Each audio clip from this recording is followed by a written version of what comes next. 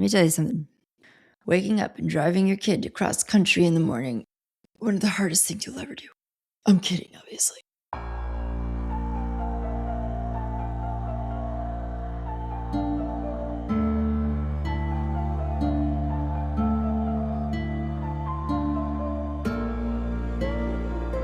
Hey everybody, so we're bringing back after the show clips as a way to sort of tie loose ends that may or may not crop up from time to time in our episodes. Don't know how regular we'll be with this, but as often as need be, you will see after the show clips post in the days following an episode, okay? Today we're talking just a little bit more in depth about some of the elements of the 2021 film No One Gets Out Alive that Veronica and I covered at the beginning of this week, directed by Santiago Mengini, starring Cristina Radlo, Rodriguez Lozano, and Mark Menchaca. There is a creature at the end of the film that is sort of at the root of what is going on in this house. Now, if you haven't seen this movie, stop what you're doing right now, go watch this movie, and then come back to this. The creature is one of Aztec religion, Aztec mythology, a god or goddess known as Itzpapalotl.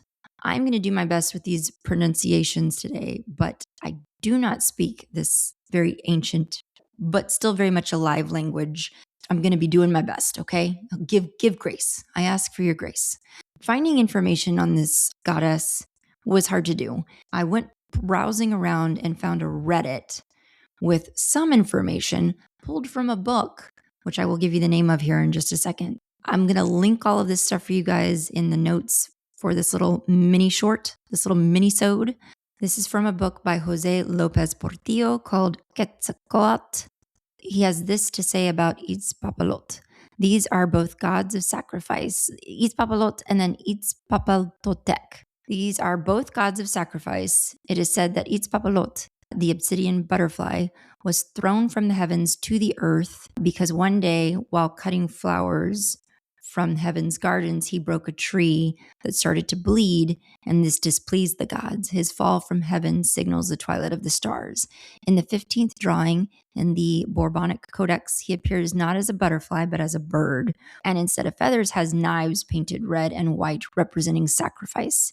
He is seen as a butterfly in other depictions. He has a yellow body, typical of the stars, and carries a sacrificial knife painted red and white, typical of the sun, of the planet Venus, and of sacrifice. From his mouth, fully toothed and open, emerges a face of an individual covered by the yellow skin of a sacrificial victim. He carries in his right hand a conch shell with which he announces penitence or sacrifice. In his left hand, he holds the messenger's cane, because those who died in sacrifice carry the message of man to the great celestial messenger, who in turn carries them to the sun. Now, do with that what you will. I've not read this book. This book, Quetzalcoatl by Jose Lopez Portillo, came out in the 70s. I'm sure there are pieces of newer literature that give more in-depth information on this goddess. In the movie, or actually in what we found online, it's referred to as a goddess. In the movie, I think it's referred to as a goddess, but here it's referred to as a god. But, what is gender? But in going and digging around for this information, I went and found some more fun stuff that I will link for you, including a whatculture.com article. We'll get to it, but doesn't really look too favorably on the movie as compared to the book. So we'll get to that. First, a little bit on the ending of No One Gets Out Alive explained. What they say about the creature here. At the beginning of No One Gets Out Alive, we see some archival footage of what appears to be a stone box being excavated from ancient ruins in Mexico in the 60s. Throughout the rest of the film, the box continues to reappear in Ambar's dreams, and we finally get some answers about halfway through. While she's rifling through one of the rooms in Schofield Heights, she finds the family heirlooms of the property manager, Red, whose father was the archaeologist shown in the archival footage at the film's prologue.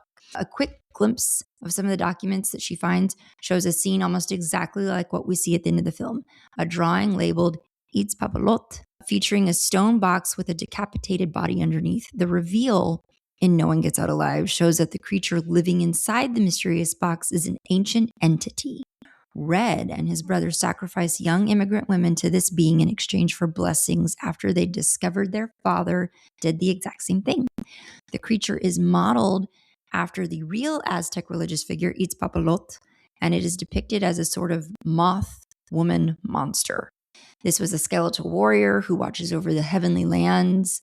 She's often depicted with jaguar claws and wings, adorned with obsidian knives, and her name translates to both obsidian butterfly and clawed butterfly.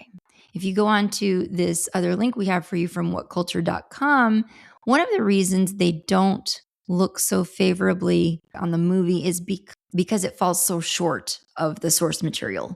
From this article, it says, based on Adam Neville's novel of the same name, No One Gets Out Alive follows a poverty-stricken immigrant named Ambar, who's forced to take refuge in a dilapidated house.